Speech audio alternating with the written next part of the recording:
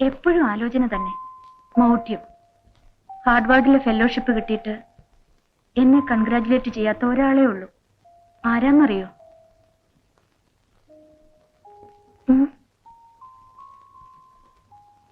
Congratulations. ഓ, ആർക്കോ വേണ്ടി നിർബന്ധിച്ച് പറയിപ്പിച്ച പോലെ.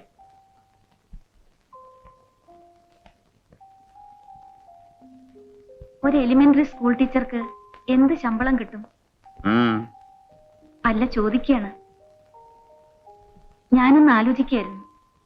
രാജന്റെ ഈ കസിൻ കല്യാണം കഴിച്ചിട്ടൊന്നുമില്ല അല്ലേ? വലിയ കഴിവൊന്നുമില്ലാതെ ശരിക്ക് പോവാറാണല്ലേ? കമ്പനിയിലെ ചെറിയ ജോലിക്കാർക്ക് എലിമെന്ററി സ്കൂൾ ടീച്ചേഴ്സിനേക്കാൾ ശമ്പളം കിട്ടില്ലേ? എനിക്കൊരു ഐഡിയ. കേൾക്കണുണ്ടോ? ആ സ്ത്രീക്ക് ആരുമില്ലല്ലോ. അവരിവിടെ ജോലിക്ക് നിൽക്കട്ടെ, ഒരായെ പോലെ. ബാബുവിന് ബോർഡിങ്ങിൽ നിൽക്കാൻ ഇഷ്ടമില്ലെങ്കിൽ ഒരു നല്ല ആയ ഉണ്ടായാൽ മതിയല്ലോ. സർവന്റ് ആണെന്ന് പറയണ്ട. കാന്റീനിലെ പണിക്കാരുടെ പോസ്റ്റിലോ കമ്പനി അടിച്ചു വരുന്നവരുടെ പോസ്റ്റിലോ അവരുടെ പേരെഴുതി വിട്ടാ പോരെ. 1,600 ചില്ലാൻ ഉറുപ്പിക സ്ഥിരായി ശമ്പളം, പിന്നെ ബോണസ്. പാവം, അവർക്കും ഒരു ഗുണമാവട്ടെ. ബന്ധത്തിൽപ്പെട്ടതാണെന്ന് കമ്പനിയിൽ ആരോടും പറയണ്ട. അവർക്കും ഒരു ഹെൽപ്പായി. ഞാൻ പറയാം ആ സ്ത്രീയോട്, രാജന് മടിയാണെങ്കിൽ. അവളെ നീ കണ്ടിട്ടില്ലല്ലോ. ഓ, ഡോണ്ട് ബി സില്ലി. അങ്ങനത്തെ പേടിയൊന്നും എനിക്കില്ല. മോന്റെ ആയിട്ട് രാജനൊരു അഫെയർ. ആ മാതിരി ചീപ്പായിട്ട് ചിലർ ആലോചിക്കും. ചീപ്പ് ഫെലോസ്. നമ്മൾ അങ്ങനെയല്ലല്ലോ. ഞാൻ അമേരിക്കയിൽ ചെന്നാൽ എത്ര ആണുങ്ങളുമായി മിക്സ് ചെയ്യും. അതൊക്കെ ഒരു അഫെയർ ആവോ? അതേപോലല്ലേ ആലോചിക്കാനുള്ളൂ. അമ്മുക്കുട്ടി നിനക്ക് അറിയില്ലല്ലോ. കാണണ്ട. കാണാതെ തന്നെ ഞാൻ എഗ്രി. മിസ് ഇന്ത്യയോ മിസ് യൂണിവേഴ്സോ ഒന്നും അല്ലല്ലോ അമ്മുക്കുട്ടി. ആണോ? അല്ല, അത്ഭുത സുന്ദരിയല്ല. പക്ഷെ ഒരു തിരുത്ത്, നീ വിചാരിക്കും പോലെ ദരിദ്രയല്ല. അവളെ അറിയാത്തതുകൊണ്ടാണ് നീ ഈ മൾട്ടിപർപ്പസ് ജോലിയുടെ അവതാരം പറയുന്നത്. അവൾ പൂജിക്കേണ്ട സാധനമായിരിക്കും. എനിക്ക് കേൾക്കണ്ട. ഭാര്യയും ഭർത്താവും തമ്മിലുള്ള വഴക്കിന്റെ സ്ഥിരം ക്ലീശേ, സ്ഥിരം ഫോർമുല, അതെടുത്തിട്ടുണ്ട്. അവളെ ഒന്ന് കാണുന്നത് നന്ന്, അത്രമാത്രം. കാണാം. വേണമെങ്കിൽ കാലി തൊട്ട് തൊഴുകയും ചെയ്യാം. വേണ്ട, പക്ഷെ മനസ്സിലൊന്ന് വണങ്ങണം. മനസ്സിലെങ്കിലും. എന്റെ മാസ്റ്റർ ബിരുദത്തിന് പഠിപ്പിച്ചത് ആ എലിമെന്ററി സ്കൂൾ ടീച്ചറാണ്. നീ ഇപ്പൊ സ്വീപ്പർ പണിക്ക് ആലോചിച്ച ആ ദരിദ്രയാണെന്ന് പറഞ്ഞാൽ നീ എന്ത് ചെയ്യും? മനസ്സിലെങ്കിലും വണങ്ങാതെ വയ്യ. 2-ാം തീയതി ഉച്ചയ്ക്ക് ലോഡ്ജിന്റെ വാതിക്കൽ പോസ്റ്റ്മാൻ. 375 ഉറുപ്പിക മണി ഓർഡർ. പിഴയ്ക്കാതെ എല്ലാ 2-ാം തീയതി.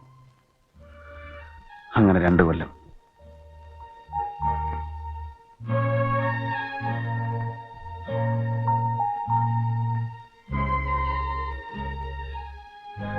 എന്താ ഒന്നും പറയാത്തത്?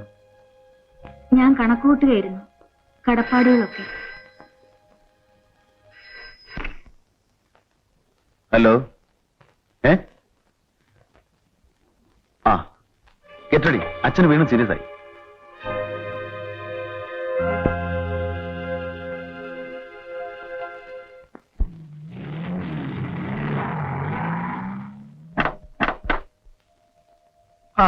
രാജനും വന്നല്ലോ. ഇനി ആരും വരാനില്ല. ലക്ഷണം കണ്ടപ്പോ എല്ലാരും വരികയാണ് നല്ലതെന്ന് തോന്നി. ടർപ്പന്റൈൻ തീർന്നിരിക്കണം. നെറ്റിയിൽ തുണി നനച്ചിടാൻ യോടിക്കണമെന്നും വേണം. നളിനി വന്നത് നന്നായി.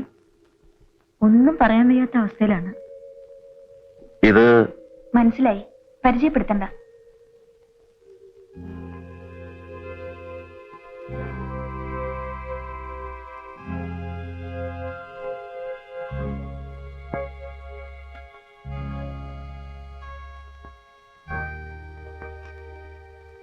ശ്രീലതയും മാലതിയും വന്നിട്ടുണ്ട്.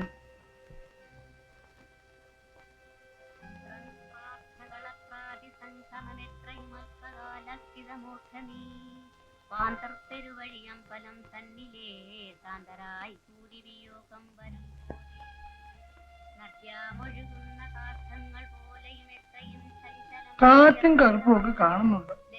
മഴയില്ലാതെ ഇങ്ങനെ നിന്ന് കിട്ടിയാ മതിയായിരുന്നു. ഇല്ലേ കുട്ടിയാരാണ്? രാത്രിക്ക് നോക്കിയാ മതി.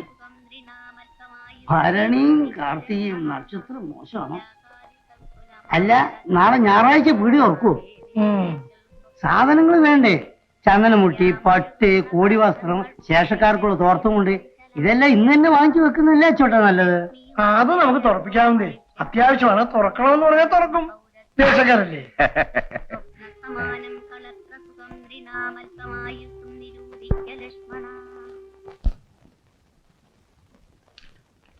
ഇവിടെ ഇരുന്നിരുന്ന് ബോറടിച്ചു. ശരിയാ, വല്ല പുസ്തകം കിട്ടിയിരുന്ന വായിക്കായിരുന്നു. ആ, നീ ഇവിടെ ഇരുന്ന് വീശിക്കോ. നിങ്ങൾ ബാബുമോനും കുട്ടി അപ്പുറത്ത് പോയി കളിച്ചോളെ. വാ വാ മോനെ. ആഹാ,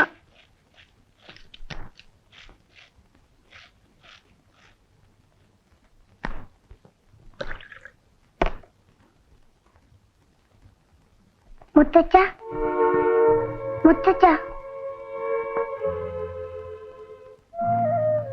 മോനെ വിളിക്കണ്ട, മുത്തച്ഛന് വയ്യ. മുത്തച്ഛ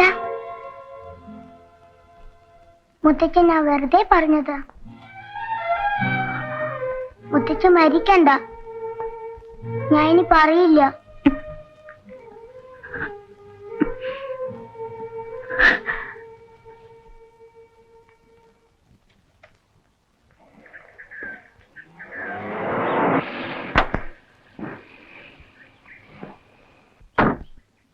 വാട്ട് എ സർപ്രൈസ്.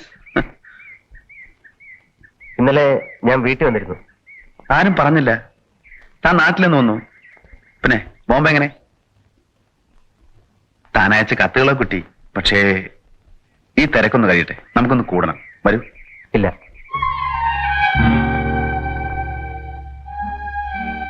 സിന്ധുവും കുട്ടികളും വീട്ടിലുണ്ട്. അവൾ പറഞ്ഞിട്ടാ ഞാൻ വന്നത്. ഒരു പഴയ ആഘോഷം. പെണ്ണുങ്ങൾ ഒന്നും മറക്കില്ലല്ലോ. അവളത് ഓർമ്മിപ്പിക്കാതെ ദിവസങ്ങളില്ല. കുട്ടികൾ 2. ജീവിതം സുഖം. ഭാര്യ പഴയ അതേ സിന്ധു തന്നെ.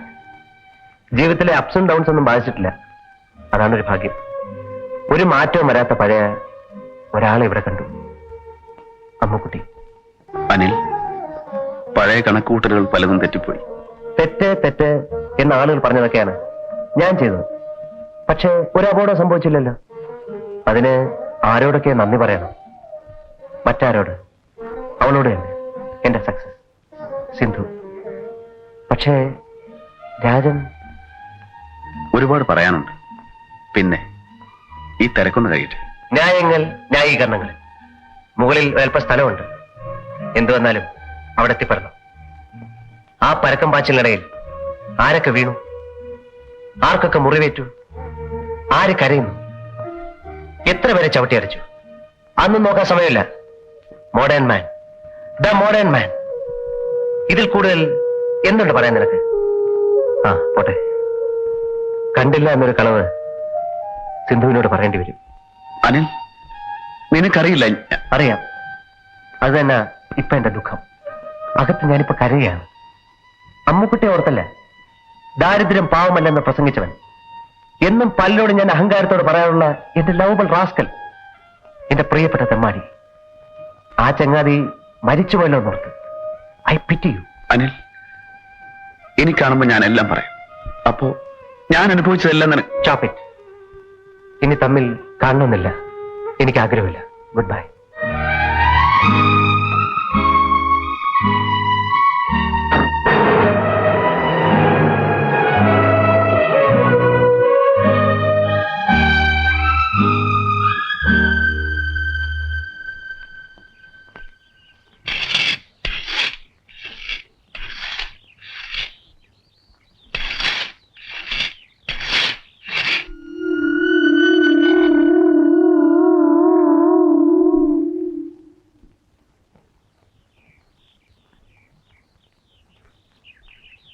രാജൻ പോകുന്നതിന് മുമ്പ് വീടിന്റെ പറമ്പിന്റെ കാര്യം ഒന്ന് വ്യവസ്ഥ ചെയ്യണം. ഞാൻ കല്ലും മരം ഇറക്കാനുള്ള ഓർഡർ കൊടുത്തിരിക്കുന്നു. പിന്നെ ഞാൻ വക്കീലിനോട് ചോദിച്ചു. 3-1 കുട്ടികൾക്കും കൂടി അവകാശമുണ്ട്. 8-3 വരും ഞങ്ങളുടെ ഓഹരി.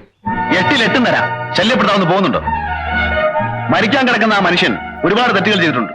അതിൽ ഏറ്റവും വലുതൊന്നിന്റെ ഫലമാണ് താനിവിടെ.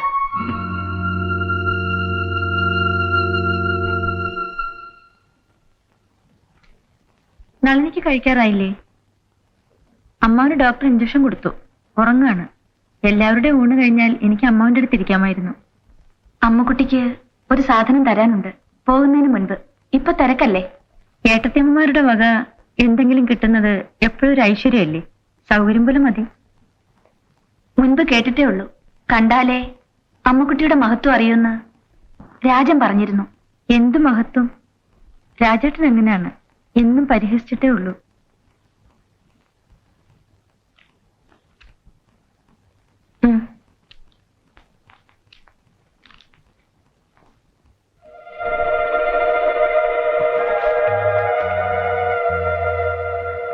ഒരു പഴയ കടം വീട്ടാനുണ്ടല്ലോ, എപ്പോഴായാലും വേണ്ടേ? കണക്ക് ശരിയല്ലെന്ന് നോക്കൂ. 375 വെച്ച് 24 മാസം, ഇതിൽ 9,000 ഉണ്ട്. എന്തെങ്കിലും ആവശ്യം വരുമ്പോ ഇനി എനിക്ക് എഴുതിയാ മതി. കണക്ക് നോക്കി കടം വീട്ടാനാണോ വന്നത്? എന്റെ കടം വീട്ടി തീർക്കാൻ നന്ദിക്ക് കഴിയുമോ? കഴിയില്ല. എത്ര കാശ് കൂടിയാലും കഴിയില്ല. എന്റെ കടം മുഴുവൻ തന്നു തീർക്കാൻ പറ്റുമോ? അണാ പോയി തീർത്തു മുഴുവൻ എന്നാ തീർക്കണം. ഇപ്പോ ഇവിടെ വെച്ച് കണക്ക് മുഴുവൻ ഞാൻ പറയട്ടെ. അമ്മുക്കുട്ടി,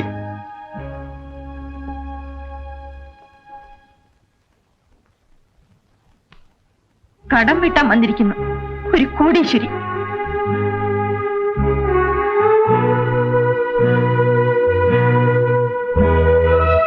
ഇവൾക്കൊണ്ട് ഞാൻ മാപ്പ് പറയുന്നു. ക്ഷമിക്കൂ.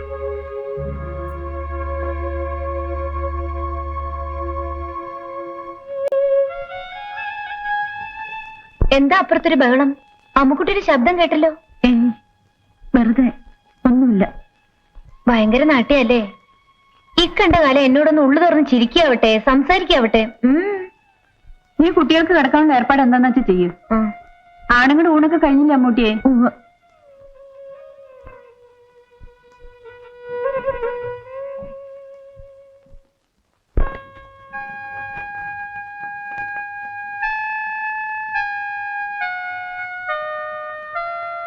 പാവമല്ലേന്ന് വിചാരിച്ചിട്ടാണ് ഞാൻ. അവളുടെ സമ്പത്തിൽ പരിധിയില്ല, അത് നിനക്കറിയില്ല. സമ്പത്ത് നീ വിചാരിക്കുന്നത് പോലെ പാസ്ബുക്കിലല്ല, ഇവിടെ. ഓ, എന്നാൽ അവനവന് ചേരുന്ന സെറ്റപ്പ്, ഇവിടുത്തെ ബാങ്ക് ബാലൻസ്. അങ്ങനെ അവളെ വിട്ട് എന്നെ എന്തിനു കഷ്ടപ്പെടുത്തി? വൈകിട്ടു നേരിമേ മാറി നിർത്ത്. Answer me. അങ്ങില്ലാത്ത ജീവിതം വ്യർത്ഥമാണെന്ന് പറഞ്ഞ് ഞാൻ കരഞ്ഞോ? കെഞ്ചിയോ? കാല് പിടിച്ചോ? അന്നെന്റെ കെയർ ഓഫിൽ എല്ലാം വേണം. പാവം, എന്റെ അച്ഛൻ അറിയില്ലല്ലോ.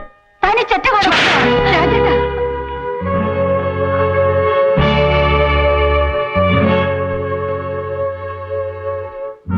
നളിനി, ഞാൻ പെട്ടെന്ന് ദേഷ്യത്തിൽ എന്തൊക്കെയോ പറഞ്ഞുപോയി. ക്ഷമിക്കൂ, മാപ്പ് തരൂ, എന്നെ വെറുക്കരുത്. ഞാൻ വേഗം പുറപ്പെട, എനിക്കിപ്പോ പോണം. അരുത്, ഞാൻ തെറ്റായി പറഞ്ഞു നിനക്ക് കാല് പിടിക്കാം.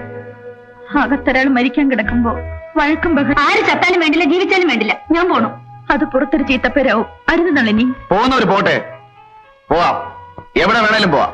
ഈ വീട് വിട്ട്, ഈ നാട് വിട്ട്. പക്ഷെ ഒരു കണ്ടീഷൻ, തിരിച്ചിങ്ങോട്ട് വരരുത്. I don't want you. Get out.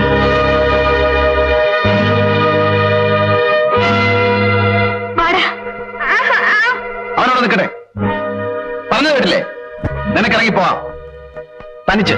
രാജേട്ടാ, രാജേട്ടൻ തുടങ്ങിയ ഭ്രാന്ത്. ഇവിടെ വരാൻ. നന്ദി. മിണ്ടരുത്, രണ്ടാളും മിണ്ടരുത്. നിങ്ങൾ രണ്ടുപേർക്ക് തമ്മിത്തല്ലാം, തലവെട്ടി പൊളിക്കാം. എനിക്കൊന്നുമില്ല, പക്ഷേ ഈ മോനെ കഷ്ടപ്പെടുത്തരുത്. ഓ, അച്ഛന് വരം കൊടുത്ത മഹാദേവി മകനെ തീരെടുത്തു അല്ലേ? മുമ്പേ, വളരെ മുമ്പേ. എനിക്ക് നളിനി, എനിക്ക് പിറക്കാതെ പോയ മകനാണിത്. കടം വീട്ടാൻ തുടങ്ങിയപ്പോൾ ഞാൻ ക്ഷോഭിച്ചു പോയി. കണക്ക് തീർക്കാൻ തുടങ്ങിയാൽ പലതും ഇവിടെ വെച്ച് പോകേണ്ടി വരും, പലതും. പക്ഷെ എനിക്കൊന്നും വേണ്ട. ഒരു വരെ ഇപ്പോൾ തിരിച്ചു തന്നാൽ എല്ലാ കടവും വീടി. അത് രാജേട്ടൻ തരണം. അമ്മുക്കുട്ടി, ദുഃഖം വരുമ്പോൾ നിങ്ങൾ രണ്ടുപേരും അതെനിക്ക് തരണം. ഞാൻ ഏറ്റെടുത്തോളാം. മറ്റൊന്നും വേണ്ട, എനിക്കതൊരു ഭാരമാവില്ല.